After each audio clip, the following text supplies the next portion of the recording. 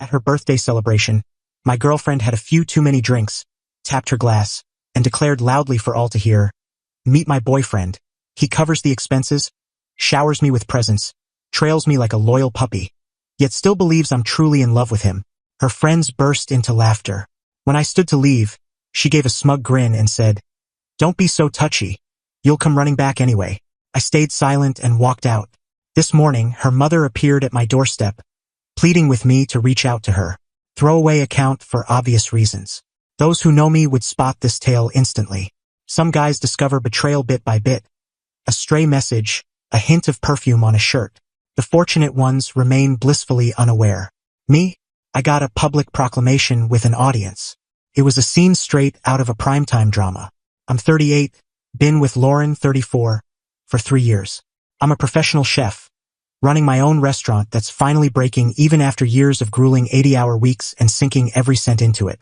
It's not glamorous, just honest food in a cozy spot with loyal regulars and bookings a month out. I work hard, come home with singed arms and the scent of the kitchen, and sleep like a rock. It's a straightforward life, and I was content with it. Lauren's an architect at a high-end firm, always polished, nails flawless, the kind of woman who draws eyes wherever she goes. When we met at a friend's wedding, I was stunned she even noticed me. 3 dates later, I was smitten. 3 months in, she had a key to my place. In hindsight, warning signs were screaming, but I was too caught up in what I thought was love to see them. We never officially lived together. She kept her own apartment but spent most nights at my house. She always said she needed her space for late work nights or personal time. I respected that, even though I was footing the bill for both places. Her birthday was last Saturday. I'd spent weeks planning it, reserved a private room at Antonio's, her favorite Italian spot, not mine. I could have hosted at my restaurant, but she always griped about mixing work with fun. I invited 20 of her closest friends, ordered a custom cake with that fancy edible gold she loves, dropped $3 grand without blinking, because that's what you do for someone you care about, right? The dinner was going smoothly. Great food, wine flowing, everyone in high spirits. Lauren had been sipping martinis since we arrived. Not falling down drunk, but definitely more unguarded than usual. She sat at the head of the table, me to her right. Her work friends Emma and Sophie were there, a few guys from her Pilates class, her sister Hannah, some old college pals. Then came the toasts. Her best friend Lila went first, sharing a story about their college road trip. I went next, kept it short, said I loved her and hoped for many more birthdays together. Guests raised their glasses, sipped their drinks. That's when Lauren stood, glass in hand. I thought she'd thank everyone for coming. Instead, she scanned the room with a sly grin, then rested her hand on my shoulder. "This is my boyfriend, Cole," she said, gripping a bit too tightly. "He pays the rent, buys the gifts, follows me like a puppy." She paused for effect, then added, "and still thinks I'm in love with him." The table fell silent for a moment. Then her friends, her damn friends, started laughing. Not everyone, her sister looked horrified, but enough laughed that it felt like the walls were closing in. I must have looked stunned because Lauren rolled her eyes. "Relax, it's just a joke," she said, her tone cold. I folded my napkin, stood, and grabbed my coat from the chair. "Where are you going?" she asked, irritated, like I was spoiling her evening. "Home," I said quietly. I didn't want to make a scene, just needed to get out before I said something I'd regret.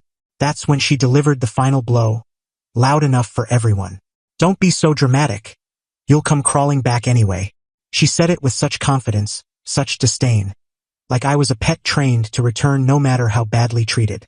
I didn't respond, just left, drove home in silence. No music, no calls, just the hum of the road and my thoughts spiraling. What had just happened? And why wasn't I more shocked? At home. My house, modest but mine, with a nice yard and the patio I built last summer. I poured a glass of whiskey and sat outside. 3 years of memories suddenly looked different. The constant jabs about my calloused hands, the kitchen smell on my clothes, how I wouldn't fit in with her high-class friends, her eye rolls when I talked about my restaurant, her quips about finding someone more refined, the unexplained late nights at work. I'm not stupid. I knew she loved the lifestyle my success funded more than she loved me. But I thought that could grow into something real over time. What a fool I was. My phone lit up for hours.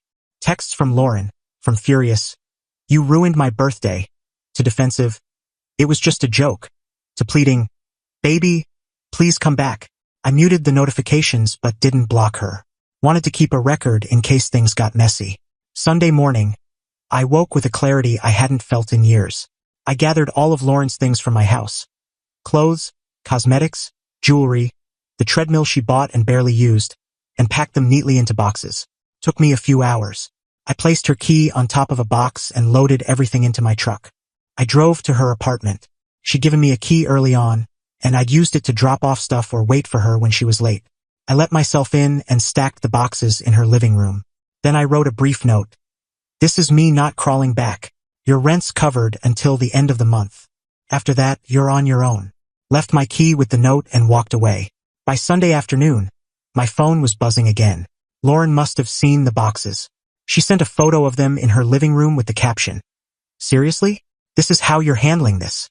Her texts turned desperate. Calls every few minutes. I didn't pick up. Instead, I called my attorney, explained the situation, and asked him to draft a document ending any financial ties to her. I contacted my bank, removed her from my credit card, and changed the passwords on my streaming accounts. Sunday night was tough. I've built my life on being dependable, the guy who shows up, who follows through. Walking away from a 3-year relationship, even a flawed one, felt like defeat. But every time I doubted myself, I heard her voice. "You'll come crawling back anyway." Like hell I would. Monday, I threw myself into work, chopping, planning menus, organizing staff schedules. I told my sous chef, Jake, what happened. He nodded and said, "She was never good enough for you, boss. No drama, no sympathy session, just understanding and moving on." That's why I love kitchen people. There's a raw honesty there I've always valued. Monday night, Lauren ramped things up. She posted on social media about how someone was having a midlife meltdown and throwing away the best thing in his life. Her friends chimed in, calling me toxic and childish. I blocked them all but kept her number unblocked, documenting everything without replying.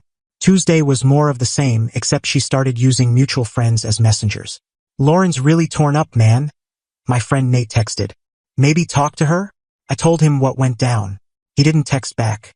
Wednesday morning, something unexpected happened. I was getting ready for work when someone knocked. It was Lauren's mom, Diane, standing there, eyes puffy from crying. Diane's always been warm to me, treated me like family. She's the one who said my cocoa vin was the best she'd ever had. Seeing her so upset nearly shook my resolve. "Cole," she said, voice breaking, "please call Lauren. She hasn't eaten in days.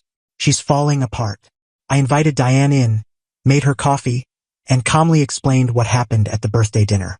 Her face crumpled as I spoke. "She told me you left for no reason," she whispered, staring at her mug. "That you'd been acting distant and then just walked out."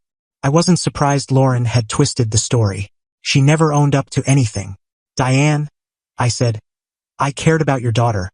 Maybe still do if I'm honest. But I can't be with someone who disrespects me like that, who humiliates me in front of her friends and expects me to come running back." Diane nodded slowly. "I understand," she said. "I raised her better than this. I'm so sorry, Cole." She left after a long hug. Watching her drive away, I felt lighter.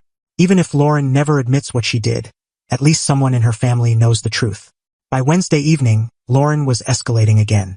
She had her sister call my cousin, her Pilates coach email my sous chef, and my security camera, installed after a break-in last year, caught her driving by my house twice. I didn't respond to anyone. The silence felt empowering in a way I hadn't anticipated. Tonight, I've been reflecting on self-worth, on the line between being dependable and being a pushover. For too long, I blurred the two. Not anymore. To anyone who's been where I am, giving everything, accepting crumbs of affection like they're a banquet, I hope you find the courage to walk away. It stings at first, but there's peace waiting. Believe me, I don't know what tomorrow holds. Maybe more of Lauren's proxies. Maybe the start of healing. One thing's for sure. I'm not crawling back. Not now. Not ever. Update 3 days later. A quick update since many asked. Yes, Lauren's still trying to reach me. Her approach has shifted from angry to apologetic. Yesterday, she sent a handwritten letter via courier. Who even does that? I read it. She claims she started counseling and has unresolved issues from her past. Maybe so, but that's not my burden to carry. Some asked about finances. I've covered my bases. My attorney sent her a formal letter ending any financial support. The apartment lease is in her name only, though I was paying it as a gesture. The car's mine. She has her own. I've documented everything in case she tries to claim we were common law married or something.